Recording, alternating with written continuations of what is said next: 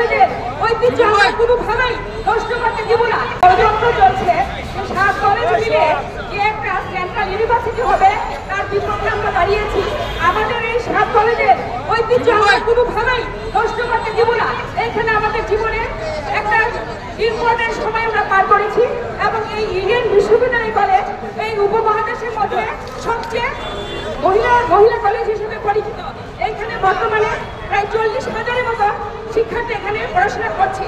যখন এই 7 কলেজ মিলে যখন একটা ইউনিভার্সিটি ঘোষণা করা হবে, এইখানে সিট সীমিত করে দিবে এবং অনেক ছাত্রছাত্রী এই শিক্ষা পড়াশোনা থেকে বঞ্চিত হবে। ওয়ালটন এখন দেশের সীমানা পেরিয়ে পৌঁছে গিয়েছে 50টিরও বেশি দেশে।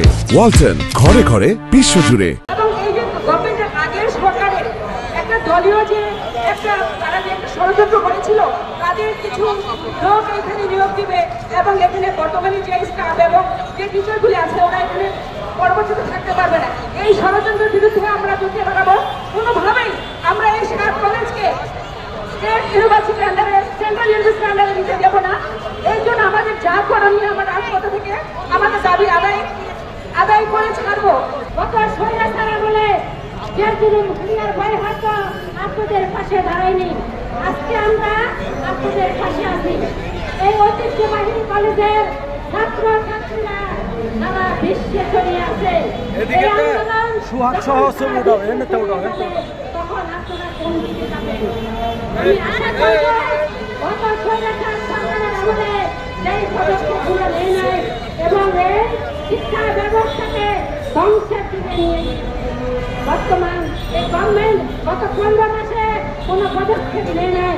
আমরা এই কথা বলতে চাই ব্যবসায়ীর ভাষায়, আমরা তোমাদের পাশে আছি এবং এই আন্দোলন শেষ না হওয়া পর্যন্ত আমরা তোমাদের পাশে থাকবো। ইউপির একটা সদস্য এবং ঢাকা কলেজের যে একটা শিক্ষার্থী আছে যা চান তাই করে, এটা বন্ধ করে। আমরা জানি যে হতদরিদ্র যেসব শিক্ষার্থীরা গ্রাম থেকে আসে তারা এই 7 কলেজে ভর্তি হয়। এই 7 কলেজ শেষ হলে তারা বাবার জমি বিক্রি করে, মায়ের জমি বিক্রি করে, স্বর্ণ বিক্রি করে প্রাইভেট বিশ্ববিদ্যালয়ে যাওয়ার জন্য আপনারা যে নীল নকশা এঁকেছেন সেটা থেকে আপনাদেরকে বেরোতে হবে। এবং আমি ধন্যবাদ জানাচ্ছি যারা সাবেক জাতীয়তাবাদী পড়া তারা সবাই আজকে ঐক্যবদ্ধ এবং আমি বিশ্বাস করি তারা যদি ঐক্যবদ্ধ থাকেন কোনোভাবেই এই নীল নকশা বাস্তবায়ন হতে দেওয়া হবে না। উদাত্ত আহ্বান করবো একটা বিষয়ে, আজকে যেভাবে দেওয়া হয় এবং ঢাকা বিশ্ববিদ্যালয়ের অধীনে নেওয়ার পর যে জটিলতার সৃষ্টি হয় সেই জটিলতার জন্য সাধারণ শিক্ষার্থীরা আমরা চেয়েছি হচ্ছে রক্ষা দেওয়ার জন্য, কিন্তু আমরা দেখলাম শিকারের উত্তরটা এখন তারা স্বতন্ত্র বিশ্ববিদ্যালয় করবে। আরে ভাই, বিশ্ববিদ্যালয় বিশ্ববিদ্যালয় কিন্তু যে 7 কলেজ নিয়ে খেলা হচ্ছে, এই 7 কলেজ ঢাকা শহরের ঐতিহ্য। ঢাকা কলেজ